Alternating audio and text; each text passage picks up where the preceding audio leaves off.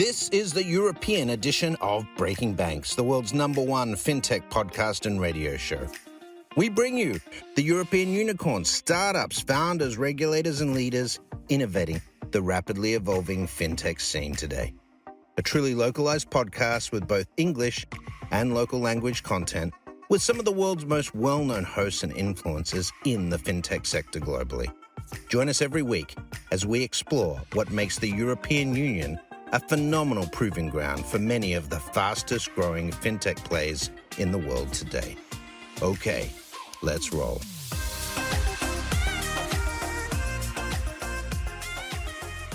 Hello, everyone, and very much welcome to another edition of Breaking Banks Europe. I'm your host, Don Ginsel from Holland Fintech, and very much looking forward today to speak with our guest about a very, very special event coming to Amsterdam next week, which is Breaking Banks Europe. I'm very happy to introduce to you two of the key people that are actually making this show possible, this large gathering of people in fintech and finance that are crawling all over Amsterdam, and you really can't miss it. It's the event of the year and everyone's looking forward to. And so I'm really excited, and I'm definitely even so excited to actually have these great two guests. Tracey, Davies, and Scarlett Sieber here with me on the show. Very much welcome, ladies. Thank you very much. Great to be here. Happy to be here, Don. And Breaking Banks is definitely front and center, but we're here for Money 2020. Breaking Banks is part of the great part around it. I got what you're doing there. It was a good idea. It was a great plug, but we just wanted to point out that you're actually coming to Money 2020 next week. No, of course. But actually, the funny thing is that we're actually bringing it together, right? So Breaking Banks Europe has become almost an integral part of Money 2020 already. And I'm really looking forward to that as well, because I think it's a great amplification of the both platforms. But as said, I think everyone's now looking at Money 2020 for next week. It's a great show with everyone who's something in finance is going to be there, and I'm really keen on being there as well. Fabulous. Well, we look forward to seeing you too. Yeah, great. And so, but you all seem actually pretty relaxed at the moment. So it seems like all has been taken care of already. You could take a couple of days off just before the show because everything's arranged already, right? Absolutely, totally relaxed. Just chilling on the run up. I mean, look, we've done a few Money 2020s, but every single one, as you know, is completely different. So we might look relaxed, but we are working flat out to make next week fabulous. We're really lucky. We have a fabulous team, as you know, Don, at Money 2020, who put the show together. But it's going to be a very long, we record this on Friday. It's going to be a long Friday. I think my final call with Scarlett is at 10:15 p.m. tonight, UK. So trust me, we are working hard, but we're in good shape. It looks great for next week. We love coming to Amsterdam, as you know. We've been there since 2018. Rye is a great home. We work well with that team there. So we're in good shape. There is still, a lot to get done, but we're all ready to open the doors to you all on Tuesday. Yeah, great. I think we've even taken care of some nice weather for you. So also even your outdoor activities are going to be fine this year. And it's nice to hear as well. So I can imagine also doing some events ourselves that actually the rush towards the run up towards the event with so much adrenaline and excitement is, of course, it's tough, but it's tough love, so to say, right? You must have it to actually create something nice. Yeah, I mean, the adrenaline definitely gets us through. Look, there are worse jobs to have than running Money 2020. I can tell you, it's a fun old business, but we're in good shape for next week. And yes, the weather is looking good. We can't control the weather, but apparently it is smiling on us. So we're pleased for that too. Yeah, fingers crossed. I mean, especially now that you've got the beach location fully integrated, I think in the program, it's of course really appealing to have that, to have a bit of nice weather to attract everyone to the outside area as well. Yeah, we've expanded that. You're right. We've expanded the show this year, so we've got Money Beach, which is now an integral part, as we call it. As you know better than I do, sitting on the canal at the back of the Rye. But we've also got Money in the Park on Tuesday night, and then, as you know, the infamous street party in the centre of Amsterdam. So there is a lot of outside stuff going on, as well as everything that's going on at the show. So there's a lot to keep us busy next week. Yeah, I think that's definitely great. So much to do there, and I think it's going to echo a lot in the Amsterdam scene as well. What's going on this time? So really nice. How are you looking forward to this, Scarlett? What are the first things that you're looking out for already over the coming period? Well, Don, there's so many things. Obviously, Tracey just mentioned a few of the highlights, and we are really excited. We talked a bit about Money Beach Club and the idea that one of the things that we started really last year that we're building on this year is making sure that all of our stages and content is built and fit for purpose.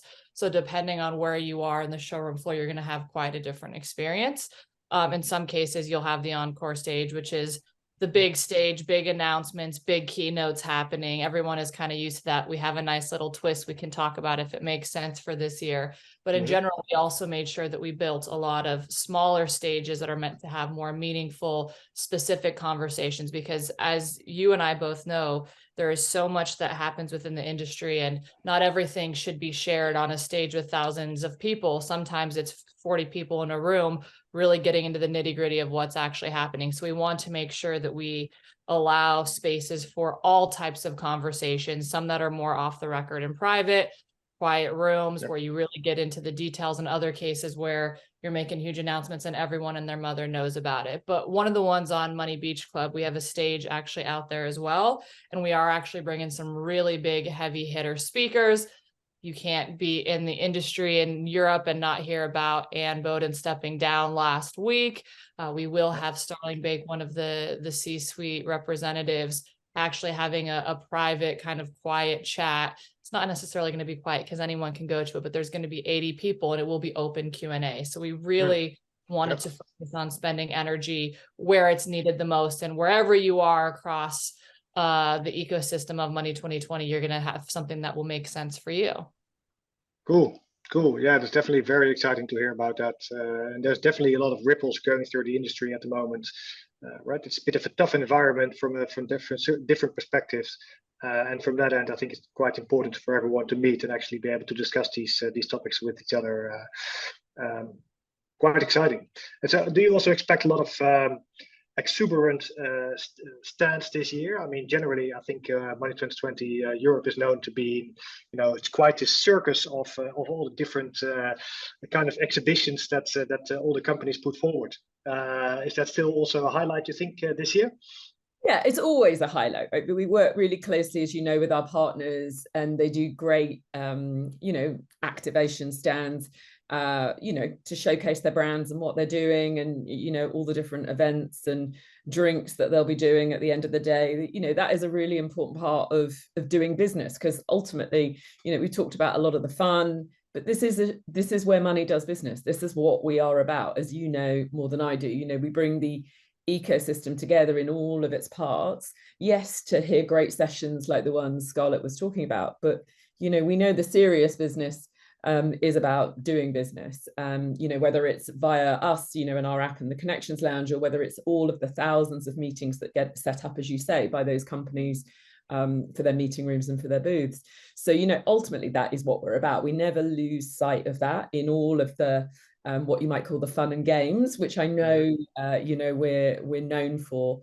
But that is really the wrapper that wraps around Money 2020, because at the heart is about doing business. You'll be there next week. You'll be having, I'm sure, hundreds of meetings, meeting new people, meeting existing people. So, I do think we always, Scarlett and I, hold that at the heart of what we do. That is ultimately what that show is about next week, and the ones in Vegas and in Bangkok from next April. It is about doing business. So we can be fun and serious, Scarlett and I. No, I think, but that's also really appreciable, right? So I think on one end, you want to make sure that the companies that invest in this show are actually getting a proper return on that. And I think you've got it greatly covered with the way you facilitate meetings and for people to learn about what's going on in the industry. And at the same time, you see that people are just really excited to be there themselves, which is really helpful as well.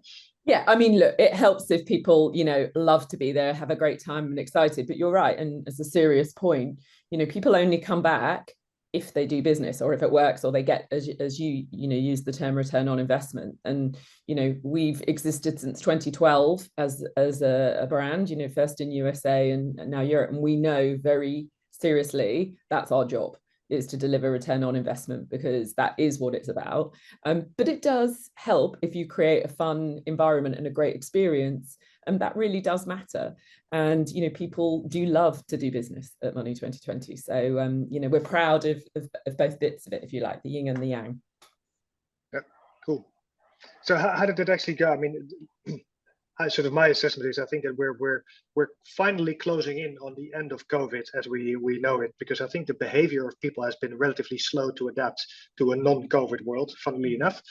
How do you see that also in the preparation? Is that something that you really need to cater for, or was it a big transition from last year, which was still pretty close on COVID? Yeah, I mean, I think, gosh, it doesn't seem that long ago, Don, that you and I were doing that live press conference when we got Money 2020 Europe back in September 21, because we managed to do Europe in 2021, socially distanced and all.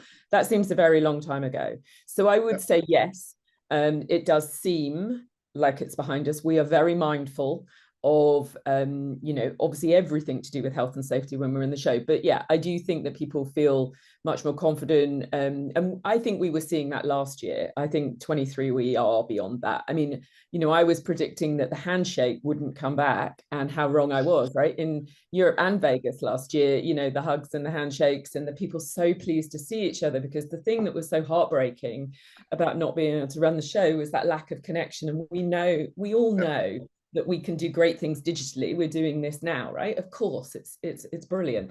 Our industry's built on it, but you can't beat human connection. And I think that's also where the excitement comes from. So yeah, I do think it's behind us, but I hope it's behind us.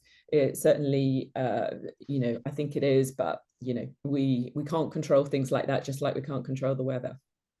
And just elaborate on a point that Tracey made, Don, that I think is really important to spend a few minutes on.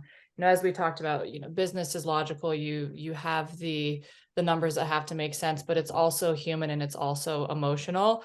And if you think about the complexity of the fintech ecosystem, especially for up and coming startups and things like that, so much of it is about who to get to that first round of funding or get to that first pilot or POC with a large financial institution. And trying to do that in a virtual environment is quite challenging. So by being in the physical space and having that opportunity to connect, there is a human element. You realize you have a similar like for a cocktail or a specific type of pizza or whatever else it is. And all of a sudden that first spark has begun. And so really what we think about is our role is helping to facilitate and make it easier to meet people that you want, because the collective ecosystem comes together over the course of a few days, dedicated days. People are, fully aligned, fully focused on what they're doing on site with us. And so we just really try to make sure we focus on making it easier for them to meet who they want. But I would say in terms of the COVID thing, and now coming back live, I mean, we've seen positive impacts across the collective ecosystem, but especially for those startups who don't necessarily have the same level of deep relationships and everything else, being in that physical space, seeing who they need to see really is super, super important and imperative for success for them. Yep. Yeah, I think that definitely is a very fair point that you're making. I definitely recognize the fact that the human element I mean, we can talk about APIs and SaaS all we want, but in the end, it's still people that are making the deals. Yeah, and so, I think just Don, just to add to that, that thing about you don't know who you don't know, and you don't know who you need to know.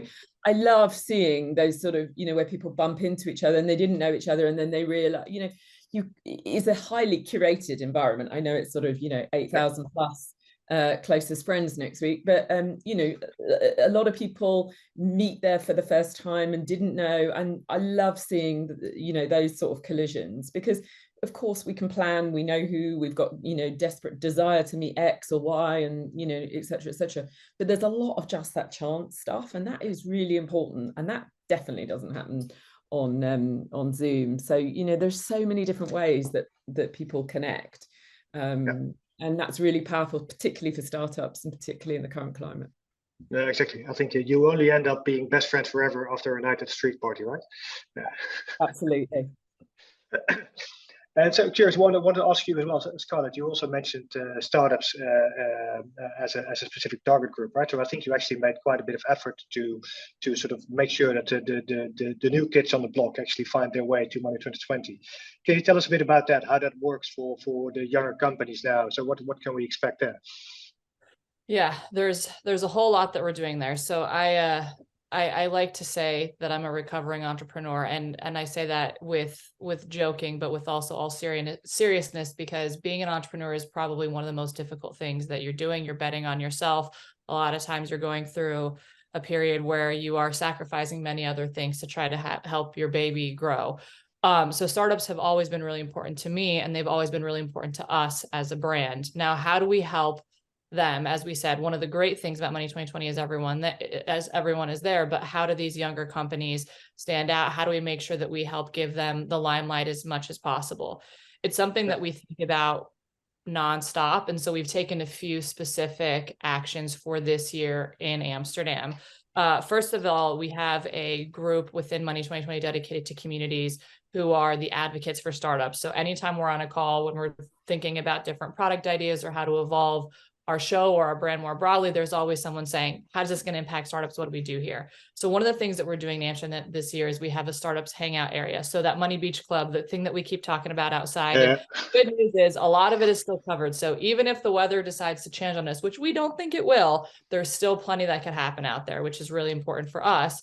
But in any case, in that space, we have a startups hangout area where we actually had an open application process for early stage startups. We wanted to give them a taste of what it's like to be a sponsor, a taste of what it's like to showcase their technology, their product in new and interesting ways. So we have nearly 30, I think the final number is 28 startups who are going to be showcasing over the course of the 3 days there, demoing. Yep. We're going to have a lot of special speakers and mentors come in and out and do a lot of facilitating there. We also have a bunch of startup pitches on one of our other stages, on the Horizon stage, in partnership with MasterCard, where we're having startups do some product pitches and announcements on that stage. And then one of the things that we saw work really, really well in Vegas last year is we actually partnered with a venture fund. So again, there's a million reasons as to why a startup may be successful or not, but especially in the early days, funding is super, super crucial. So we were thinking about how we can help accelerate that as much as possible. So we partnered with a venture fund in Commerce Ventures in Vegas last year for a startup competition called America's Got Access.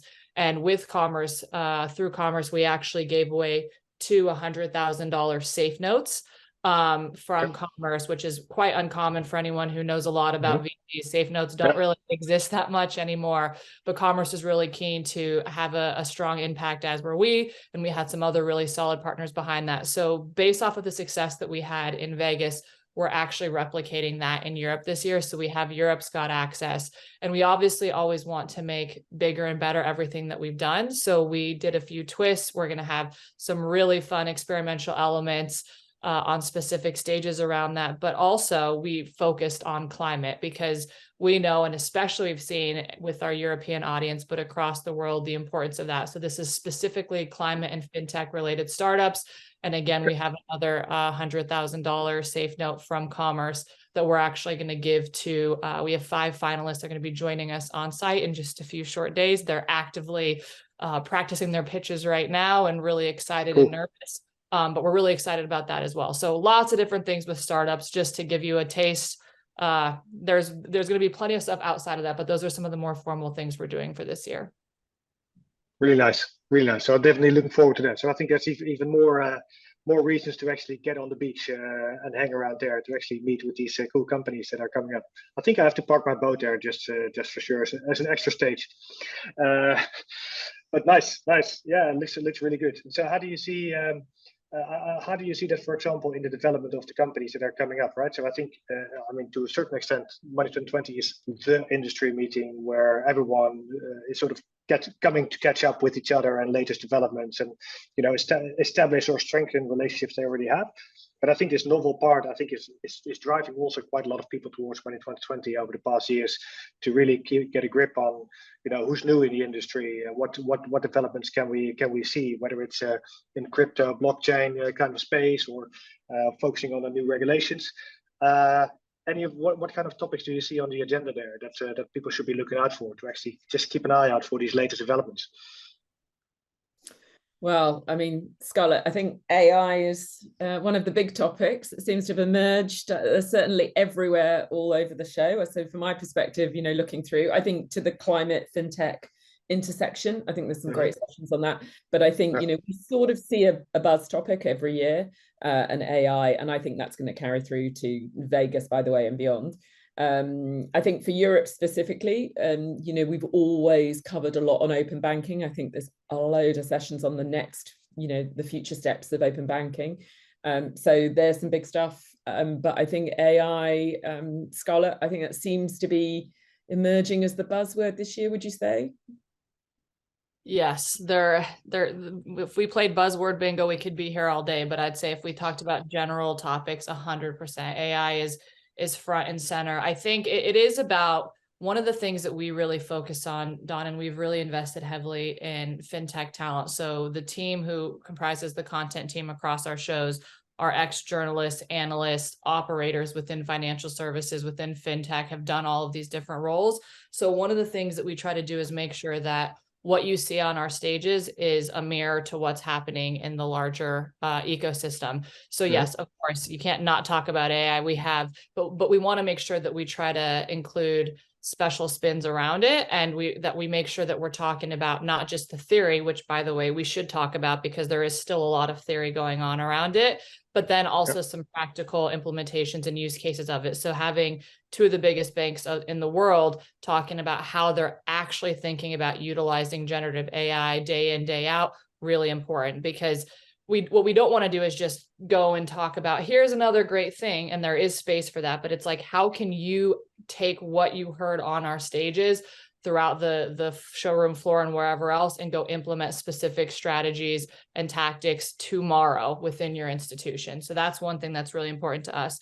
And I would just say, in terms of like what else is reflective of the ecosystem, we also try to make sure that every show that we have 2 or 3 conversations that are the first of its kind that haven't happened anywhere else. So one of our favorite examples right now is Mr. Ian Stuart, the CEO of HSBC UK. And this is the first time that he's speaking publicly at an event talking about the SVB acquisition. So that's going to be a really interesting one.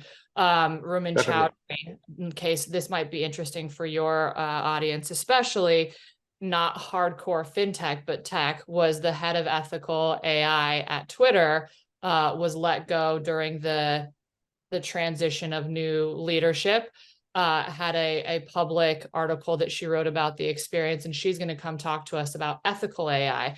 Naturally, there'll be some conversations about what happened during her last tenure at her last very large public tech company, but equally, she's going to be talking about what larger financial institutions, tech companies, and the like should be thinking about from an ethical AI perspective. So with every topic, something as broad as AI, we want to make sure that we dissect it and look at it from every specific angle. And so that way you really feel like, and whether or not you can go to every content session, we know there's always competing priorities like meetings and everything else, but we will always give highlights afterwards, like that you can feel comfortable walking away, that you have a really good sense of what's happening in this space from opposing opinions, opposing viewpoints, and things like that.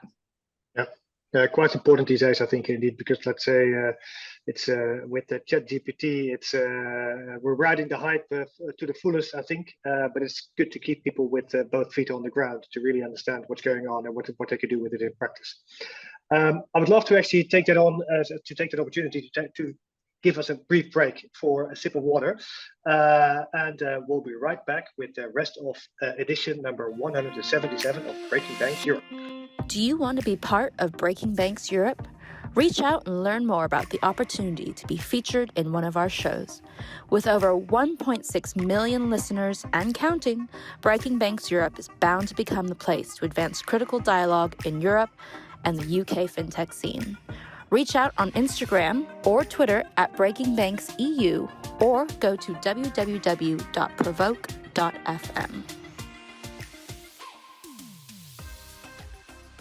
And here we are back again on Breaking Bank Europe with our sneak preview of Money2020 Europe. And I'm really, really happy again to continue to talk here with Scarlett and Tracey on what's going on. And so you've already shared with us quite some nice exciting things about the show next week that we can expect. So Amsterdam will be buzzing fintech, I think, for a week long and probably a long period afterwards. So what is sort of maybe before we head into sort of let's say some of the hopefully some further sneak preview details. I'm just also was sort of thinking for myself like the next coming days. I think when are you, for example, actually coming to Amsterdam? Because I think you're still in the abroad still. When are you coming in? And what are the last things you'll actually be doing before the show? Wow, that's a question. So I'm coming in on Sunday. I mean, I should stress there is a team there now building. So don't worry, it doesn't all start on Sunday. We start building. I'm coming in on Sunday, but I don't have very far to come, as you know, because I live in London. Scarlett a bit longer. So yeah. Scarlett, when are you coming in?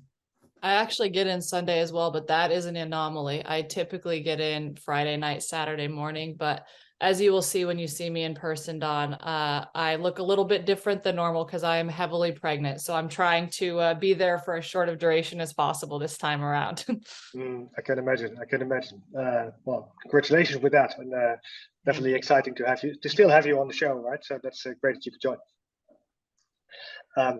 Yeah, so I can imagine that's indeed your team is probably already heavy-heartedly handling the hammers and everything else they need to actually get the show together. Yep. I'm really looking forward to the show floor plan again and all the great experience that will be offered there. Generally, always quite exciting to see the entrance, and maybe that's also a nice one, right? I think over the last year you actually made quite an exciting entrance to actually try and get everyone, leave everything behind that was not part of this world, to make them enter the fintech world all at once. We did. What can we expect there? Yeah, well, we like to mix it up every year. You see, we don't like to keep too much the same. So there's a slightly different approach this year. We've got something, I don't know how tall it is actually, but it's a pretty large, great big robot as a stage that you can interact with, which I think is going to be quite fun. You've got one of the things I'm looking forward to seeing is the entrance to Money Beach, because what we've really done is really make a big thing of Money Beach. And I think everyone remembers the sex, drugs and rock and roll stage last year. Well, that's now the Outer Limits bar. So we're looking forward to seeing that. So I think, there'll be some fun at the entrance, but we've moved some interesting stuff around, and there's some surprises that we won't reveal until we're on site, because we don't like to reveal everything, because then that would take away some of the fun. But MoneyPot, our resident robot, I'm pretty much looking forward to meeting. She's 12 feet tall, so I'm 12 feet, and she's definitely a woman. It's a she. That's well, yes. I mean, so we made it a female robot, obviously.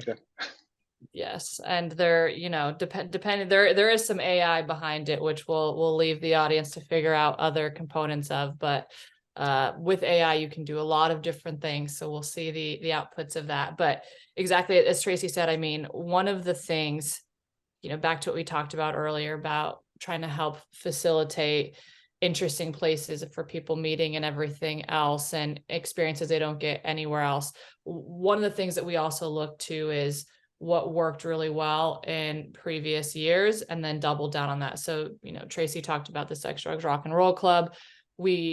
People loved that. So we don't need to go completely reinvent the wheel and start from scratch. So we just built a little bit on it, made it a little bit different. One of the things you'll see there is, again, like how it was meant to feel last year, is there is content on there, but we're not going to go put a ton of content on there, because then it kind of loses the purpose of the energy and the vibe of the space. Yep. So there are specific conversations. We have Tales of the Dragon's Den, two of the most successful companies who have gone through that are going to kind of give us the sneak behind the curtain of what actually happened, talk through that. And then we're going to bring our own stuff. I don't know if you remember, Don, last year we had a tattoo artist up there. We're actually going to bring flow poets. And they're going to be doing some stuff on fintech. I'll just say the sound of payments may be something that you'll hear a little bit more about, where once you get on site, the energy is high, the enthusiasm is high, the stress can be high. We want to make sure that we have spaces throughout the entire floor that you can have a place to disconnect, reset. We do that through food. We do that through content. We do that through experiences. And as Tracey said, there are definitely some, as my team, a lot of them are ex-gamers. So there are a lot of Easter eggs, if anyone knows what that means, like hidden things throughout that are really going to be one of those things that encourages people to explore as much as possible, and they will be rewarded handsomely for said exploration. Cool. That's an indication, a nice challenge, I think, for everyone. Yeah. Gets me excited. Yeah, it's really nice to actually see that you've thought that through, how you get everyone to actually move around and sort of explore the whole location and everything that's going on. Absolutely. And so maybe one of the things as well, I think, for example, also the app probably plays a large role in that as well, right? I think you've also quite made some investment in that. So is there something that has changed at that level? So what can people expect from the digital connectivity with the other participants? Scarlett, you want to go first on that, and then I'll. Sure. Happy to. So as you mentioned, the app is obviously a very crucial part of the technology behind enabling these connections and networking to happen. So there's a few things that we did. One of the most obvious ones, especially, I don't remember exactly when this is going out, Don, but the sooner the better. We do have calendar integration. So that was one thing. Again, we always sit back after any specific show. We hear feedback directly because Tracey and I make it a point to always walk across the showroom floor, obviously listen to our teams and the staff who's around and talking to our audience. We have all the formal things of surveys and our NPS data and everything else. And one of the things we heard loud and clear after our collective feedback last year was around calendar integration. We talked about, you got a lot of meetings and a lot of things going on at any given time on site. So we want to help make that easier. So you can now integrate it into your calendar, which is a really big step and we're really excited about. And there's a lot of things that we've done too in testing how, in some cases, Don, it's you and I, but you actually have two co-founders that you want to bring to the meeting. We want to make large group meetings and things like that easier as well. There's some what will look like simple on the outside, but actually quite complex on the inside, UI and UX that we worked with the team behind closed doors on, of really developing to make it even easier to find who you want. And then again, always continuous improvement on the matchmaking piece, because there are some cases where I for sure know I want to, meet the head of Holland Fintech. So I go and search you and find you right away. But in other cases, I'm not exactly sure who I want to meet, but I know I want to meet the accelerators or ecosystem devs of Germany. So that's a little bit more broad. So in any case, we want to make sure that you have the ability to do both, find exactly what you're looking for, or be surprised by who we think, based off of the interest that you shared with us, is the right connection for you. Yeah, as far as I've heard already with the people we work with together as partners on site as well, is that most people already have like 10 meetings planned already today before they would even head over to the show. So I think that's also a great success already of the digital infrastructure behind it. I mean, I get hourly updates on how many meetings are going through the platform. So there's a lot more than 10, I can tell you, is a big number. Yeah, per person, right? So I mean, we see that every year. It's really interesting, actually, how people, are getting more and more organized. And I think that's definitely something we saw after COVID, actually, that people really, well, they knew what they'd missed when they couldn't do it, right? So we saw an absolute massive uptick in not just people setting their own meetings, but via the app. So, the numbers look, really, really stunning for next week. And, people are piling in. If they've only got 10 meetings, I'd question it at this point, because the average is a lot more than that, is what we're seeing. So yeah, it looks great, and that's, as we said, it's what it's all about, as you know. Well, I think it's interesting to link that also back into a remark that you made earlier about the fact that people just need a return on that investment. I think I see that post-COVID, actually, more people are more driven to actually secure that result up front. So I think that there's a bit less room for serendipity in the way we structure our lives these days. I mean, I've been, since 9 a.m. this morning, I've been in calls on end. I didn't even have time for lunch. So it's pretty hard to actually cater for serendipity from that perspective. But I think that's something that's quite interesting to see as well. And also, you would probably see that indeed in the statistics from the meetings that people are planning. Yeah, the pre-planned stuff is definitely important. As Tracey said, I mean, we've continued to see it getting stronger earlier and earlier, because people want to have a really good idea of what's happening. What I would say though, to the serendipity point is, yes, in general, but one of the reasons about how we incorporate food and experience, the stuff that we talked about, the stuff that we do in the evening, all those events. So you're there to have fun. You might even have a meeting or two scheduled, but that's where that happens naturally, right? So exactly. A lot of times we see a little bit of okay, during the day, the schedule is a little bit rigid. You'll have a few pieces that you put for content there. You really, either it's a friend or it's a session you just can't not stop thinking about. So you put that in the calendar. The rest of your day is booked up with meetings. And then at night or during the breaks where you have food, all of a sudden you're sitting next to someone you weren't necessarily expecting. So we still really believe in the power of serendipity as an addition or something else that maybe you weren't expecting, that helps to have those conversations. And we saw that a lot last year too, where people were waiting in the queue to grab their badge or whatever else, and that person, they were sitting next to the CEO of a bank just by chance. So there is still pieces of that, but yes, the more structured and scheduled that you are, quite frankly, the better the experience is going to be for you on site, because you're going to come in more prepared than if you just say, oh, let's just show up and see what happens, which there are some people who do that too, but definitely the more you put into it, the better output you get, like anything else in life. Yeah, no, but I think it's actually great that you thought about that from these two angles, because I think that's actually what people both need. But sometimes it's hard to cater it for yourself, because if you only have the part during the day, for example, I mean, you're exhausted at the end of the day, and you did meet all the people you wanted to meet, but you didn't meet anyone else, right? So, or you have basically the more informal part where you would actually just go to a party, you would meet a lot of nice people, but no one you intended to meet, which could all be really nice, but might not be the right people for you, right? So I think it's great to actually have that mix. And I think in general, if you talk about innovation, you need that serendipity to just make new connections, new ideas work. So yeah, really look forward to that. On that part, by the way, so can you give a bit more sneak peek? I mean, for the people that might not know yet, Money the Park and the Street Fest. So can you give us a bit of a heads up what people can expect there? Scarlett, do you want to take Money in the Park and I'll take Street first? Sure, happy to.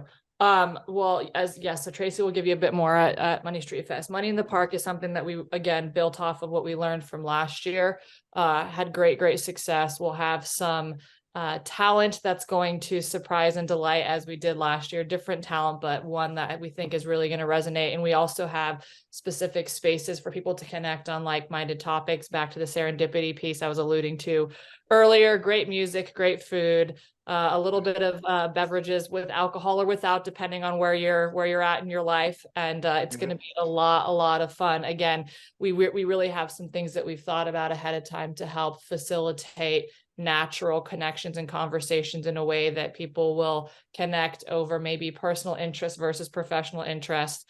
And the rest you can see when you get there. But I'll let Tracey speak more to Money Street Fest, because that's one of our staples, of course, as well. Yeah, it's a staple, as you know. And it's lovely because I think it brings together Money 2020 and the city of Amsterdam. You know, we're really proud to be in Amsterdam, and but it does take all of our people into the center, which is fantastic. And we've done it for, as you know, a number of years. So sometimes change and new stuff is good, but sometimes repeating the classics, and the street party is a classic in a classic street in Amsterdam.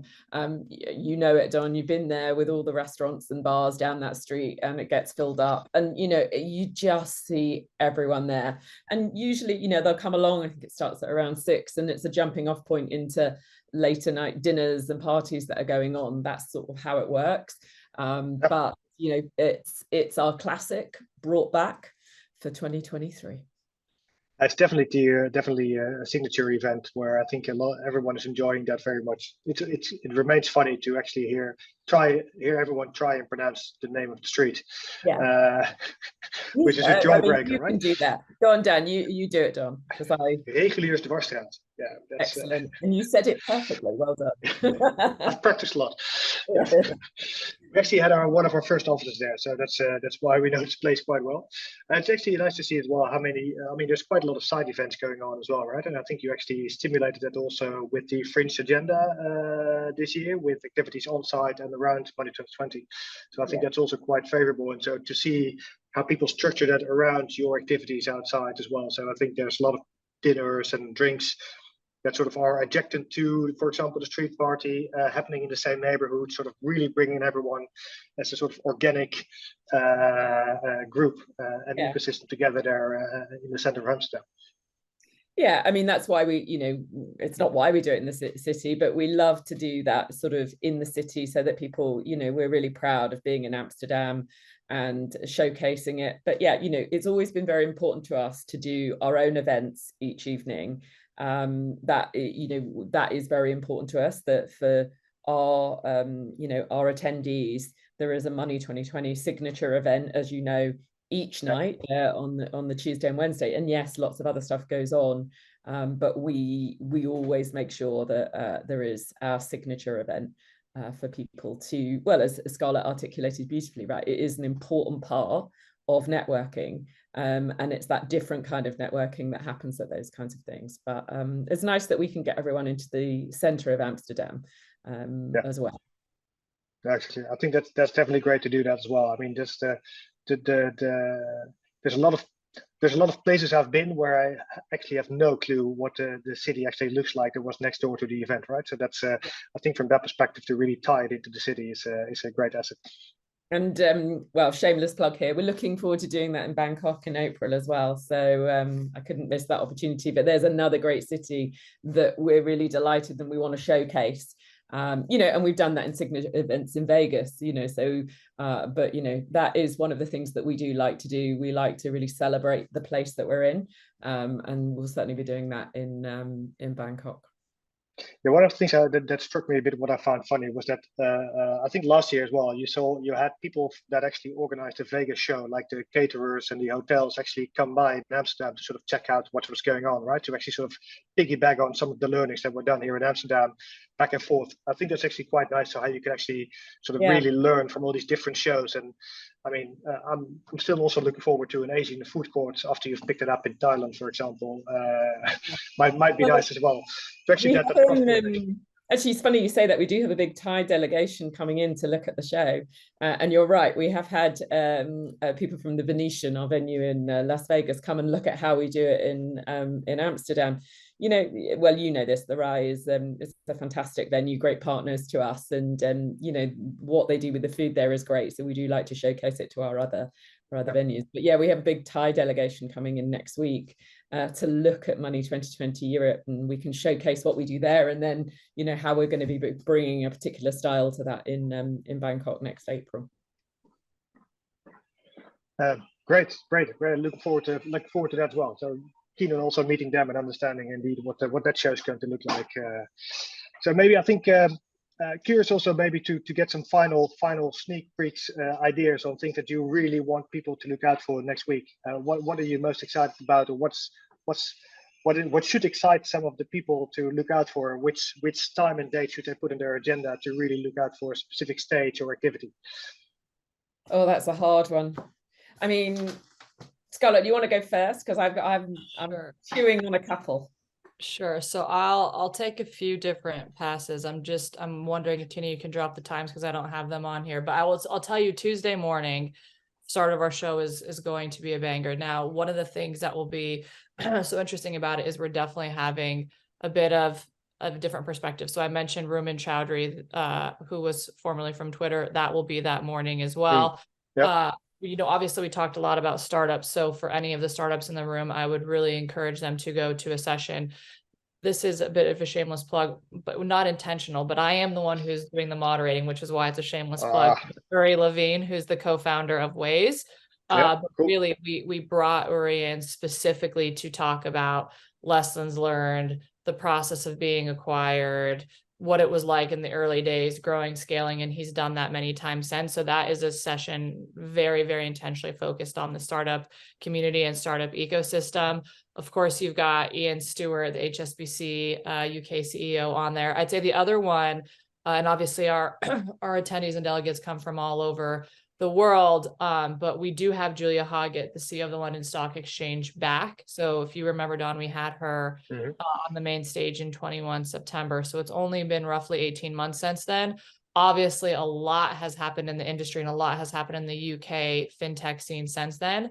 We have Ryan Brown from CNBC, who's going to be moderating that session, along with another large speaker. And so from what I've heard on some of the prep calls, that one is going to be very, very interesting, and we'll get kind of nice in the weeds of the role of UK and what's happening there in some pretty interesting ways. But Tracey, I don't know if there's anyone that you wanted to focus on as well. Shameless plug again. Well, I'm going to highlight the session I'm chairing before Scarlett's, because there's a reason I'm going to do that. I'm interviewing Lily Cole, environmental activist, model, actress, on Who Cares Wins, which I think, brings together this whole, intersection that we've been talking about. But apparently there's a little bit of competition that morning, and the audience get to vote for their favorite session. And so actually what you've got is Scarlett versus Tracey that morning. Apparently it's the voting for the speakers, but obviously there's a bit of an internal competition. So vote Lily would be my, so I'm really looking forward to that. I'm in shameless plug mode today, which I'm really, this is now 5 years since we launched RiseUp. So actually RiseUp, our female accelerator program, is always behind closed doors. But I am chairing a session on Wednesday on the fusion stage in the morning. I think it's at 10:15 or 10:30, where 4 of the alumni from the past 5 years are going to tell their story about how their careers have changed, and the role that Rise played in that. So shameless, but that the diversity and inclusion, the makeup of our stages, the fact that we do role model so well on that, and that we have really transformed that over the past 5 years, is important to us. Important to I think the industry, and I think hearing it through the stories of those 4 women will be a personal highlight, not just great addition. It's a great initiative as well, and I think it's a great. I was actually also distilling that from your recommendations on speakers, but it's you mentioned I think 3/4 of them were mostly female speakers that you highlighted that people should come and listen to. So I think it's already gives a good sense of how much focus it has in the way you set up the program. Really nice. Really nice. And indeed, so it's great that Rise is back and that you actually can celebrate this anniversary by showcasing some of the successes. Really cool. Yeah, so on the shameless plug side, of course, we've got the MoneyPot stage where Breaking Banks Europe will be recording live some very interesting sessions as well. So come and meet us there. As well as that, there are some interesting sessions as well. I'm hosting one with the European Payment Initiative and Ideal on their merger, as well as one with MasterCard on some of the fintech entrepreneurs from Ukraine, how they're doing, similar like the session we did also last year. Also very much looking forward to that, to understand how the ecosystem there is evolving, given the continuation of the war. Yeah, that's a nice part too. As you notice, I'm really happy that you highlighted that one, Don, because I would say there are probably 5 or 6 sessions that were buildups of the last 18 months conversations that started that we just felt like needed a part 2 or a next version of that, which I think is really, really crucial. And one thing, because I realized I didn't mention this until you mentioned the podcast booth, MoneyPot. So Breaking Banks would know this because you all were with us in Vegas, but for the European audience who was not in Vegas with us last year, wait till you see our podcast space and MoneyPot booth this year. You are going to be delighted and surprised. And again, back to, insider tip and trick, if you want a space that you want to chill and relax, we actually have a really great way where you can watch and listen to the podcast live, and a beautiful, beautiful space that has brought the team who put it together in tears because of the beauty. So you are all in for a treat for anyone who goes and hangs out in that area. That's a really nice one. Really looking forward to that. Definitely. Cool. So I think, I think we've brought most of the excitement already here. I'm completely fired up for ready for next week. Just have to survive the weekend with the latest bit of work to do before the show actually starts.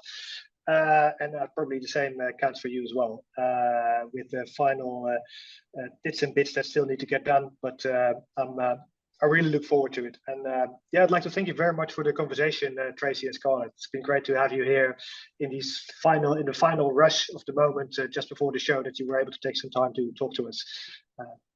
No, we're very, Well, thank you to you. We always enjoy these conversations. We look forward to seeing you next week, and there's a lot more surprises next week. There's still a load of stuff that we haven't told you, so you'll just have to wait.